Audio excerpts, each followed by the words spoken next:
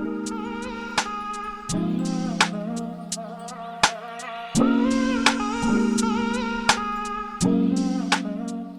friends, welcome back to Call Me After Coffee. My name is Bree. If you're new here, welcome, and if you've been around for a while, thanks for coming back. Today I'm doing my March wrap-up, and I had such a good reading month. Every book was a 4 or a 5 star. There were no disappointments. I had literally the best month, and I thought that I was so far behind in my reading, but then when I ended up counting everything up, it ended up being 6 books. I'm gonna get right into the books. The first book that I am grabbing, I did not finish, but I did read the first 270 pages of Words of Radiance. This is one that I'm chipping away at for the next however long it takes me, month or two. I am really, really excited to be back in this story. Sanderson's writing is so good. The world building is amazing. I love the characters.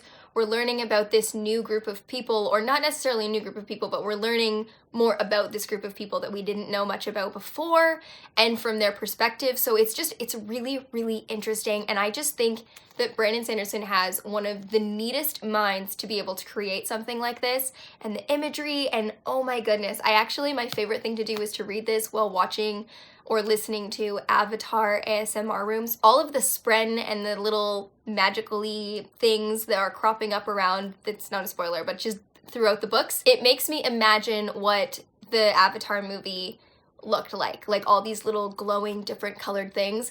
So that's one of my favorite things to do. Anyway, this is the 7th book that I started, but I didn't finish this one. Next on the pile, because I did participate in middle grade March, so a few of these are middle grade. Snow and Rose by Emily Winfield Martin was such a fun fairy tale. This one I gave 5 stars. It was fun. It was so easy to read. The illustrations in this book are just the prettiest, neatest things ever. I absolutely love them. This is one of my favorite little pictures in the book. I think that this book is beautiful, and the illustrations really put it over the top for me. The fairy tale was something that I did guess, I did figure it out, but also it's meant for young people, and I plan on reading this to my daughter when we're done reading The Secret Garden.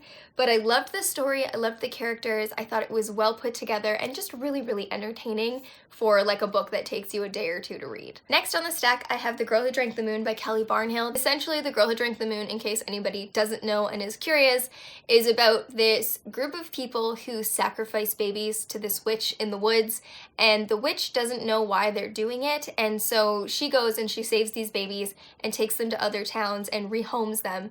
And on her way, she usually feeds them Starlight, and in this one particular instance, she accidentally feeds a baby Moonlight, which makes her magical, and she ends up raising her as her own. And then we kind of follow their story together of this little girl growing up. This one I gave 4 stars. There were elements, actually most of the book I did love, but there were just parts that kind of brought me out of the story a little bit. Specifically, there was a lot of random poetic things thrown in, and I'm just not a big poetry person. I don't read between the lines kind of poetry. It's just not my thing. So there were certain parts of this where I was I don't really get what they're trying to say. But that being said, I thought the story was great, and I thought that the lesson at the end was really lovely. The kind of element of forgiveness, and I love that kind of a tie-up. I think that's really, really sweet, and especially great for kids because that is what this is aimed towards. But I really did enjoy the story. I loved the characters. I thought it was really well done. But in the end, I did have a couple hiccups with it, so I ended up giving it 4 stars. Next on the pile is Nevermore by Jessica Townsend, and I don't have a single complaint about this entire book. I loved the characters, I loved the world, I loved the whimsy, I loved the writing, I loved that it was funny and sarcastic, and it was all around a really great book. In some books, the hype monster just bites you and you just don't understand why people think the things that they do, and this was not the case with Nevermore. I absolutely loved this. I've already ordered the 2nd book because I want to read it so badly, and I just loved this story so much. I feel like everybody pretty much knows what this series or book is about by now, but we follow this little girl who is 11 named Morrigan Crow, and she's supposed to die on her 11th birthday, and she gets whisked away off into this place called Nevermore, and she has to go through this series of trials to kind of make it into this secret society. There is a talking cat, which is fabulous. I love her. She is sassy and hilarious. But I really had such a fun time with this story. Next on the pile is another middle grade, and this is Sweep, A Story of a Girl and Her Monster by Jonathan Auxier.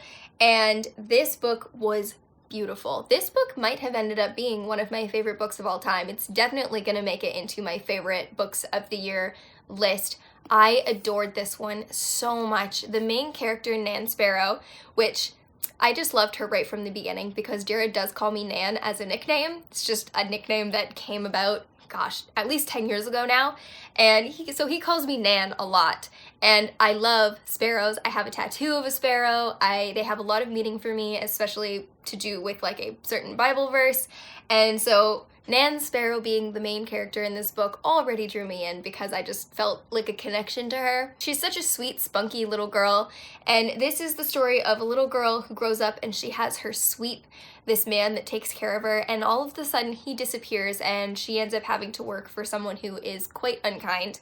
And you kind of follow her progression through the story. She has this little monster that she meets, and it's beautiful. It's heartbreaking, it's sad, but it's lovely and it's beautiful, and it is such a good, heartwarming story, and I can't say enough good things about it. And again, this is one that Katie recommended me, and I couldn't put it down, and I couldn't love it any more than I did. It was so much fun, and as an adult, it didn't feel like I was reading necessarily a kid's book. It just felt so good, and I adored this so much. This was 5 stars, in case you guys didn't figure that out.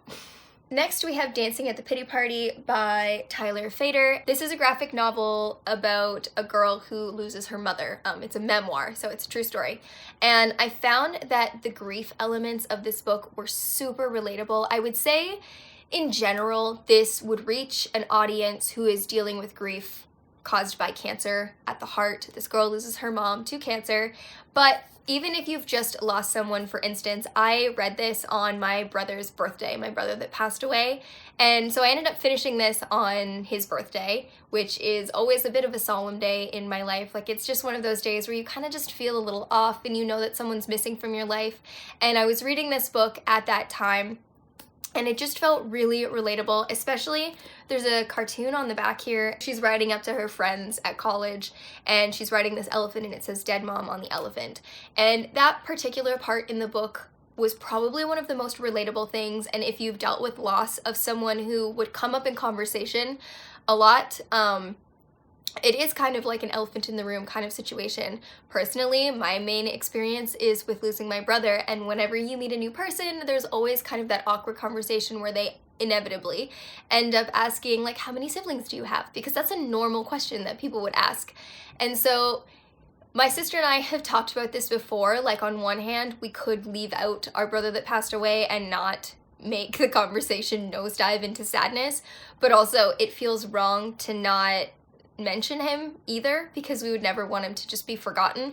And so then you drop this "my dead brother" bomb, and then all of a sudden you feel really bad because they weren't expecting that answer, and you made them feel bad, so now you're trying to make them feel better because it happened a long time ago. And it's just kind of like, it was something that was really relatable in this story for me, and a lot of things like that came up, or just awkward humor is in this book, and that's something that I heavily relate to, especially using humor to cope in a sad situation. That is definitely like one of my coping mechanisms, is to make light of something, not because it's not important, but because it stops me from having like a crying meltdown, is to like find something, some silver lining or some funny thing to laugh about. But I ended up giving this 4 stars. It wasn't a perfect book for me. That being said, you guys know I don't like rating memoirs because you can't really judge someone's life. I kind of just judged it on like its relatability to me and the writing style and things like that. And so I don't think that a graphic novel is necessarily my favorite avenue. This is the first one that I've tried, and I did enjoy it, but I don't think it's something that I would love more than a book per se. But I really think that if you have dealt with losing someone to cancer, or if you've lost a parent, this is definitely something that is really relatable, really heartwarming, and just a tiny bit funny. And last but not least, we have Conjure Women by Afia Adekora. This is another 4-star, and I have a hard time saying I really enjoyed this one, but I will say it's beautifully written. The prose is wonderful. It is next to impossible to put down. But reading this book during everything that's going on right now, it was a heavy read, especially for the fact that in this book there is, without being spoilery, there is a sickness that goes on in this book. There is a section of the book that focuses heavily around a sickness that is killing a lot of people. And that was really hard to read about during everything else that's going on right now. But I don't want to make people like not want to read this. So thankful that I read it. That being said, there are a couple of things that I didn't love about the book. I don't want to put them in here because they're really touchy, and I don't want to have people flooding my comments and getting angry because I didn't like a certain aspect. That being said, if you want to know, I will try to remember, and if I forget, remind me. I will try to remember to link my Goodreads account down below. But I thought that it was really well written. It bounces back and forth between slavery time and freedom time around the Civil War. We follow this group of people, mostly a girl and her mother, and then later on in the book just the girl. And it's really interesting, and the story comes around in such a good way. It's so well planned and so well thought out. I just think maybe I read it a little bit at the wrong time. That being said, highly recommend if you can deal with really, really heavy topics. And it is centered around slavery time and the Civil War, so I think that's kind of a given. There are many, many, many trigger warnings. So if you appreciate something like that, I would definitely either look on my Goodreads review or just look up reviews for trigger warnings for this book, because there is a slew of them, just so that you go in prepared and knowing what you're getting yourself into. That being said, Afia Adekora did a beautiful job writing this book. I just don't think that it's a book for everyone.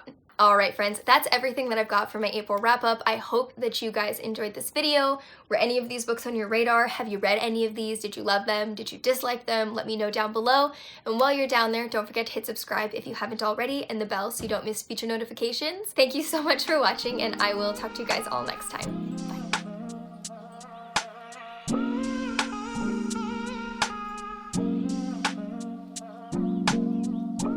Walking downtown and I'm okay. He's got it all figured out. It's what they all say, yeah.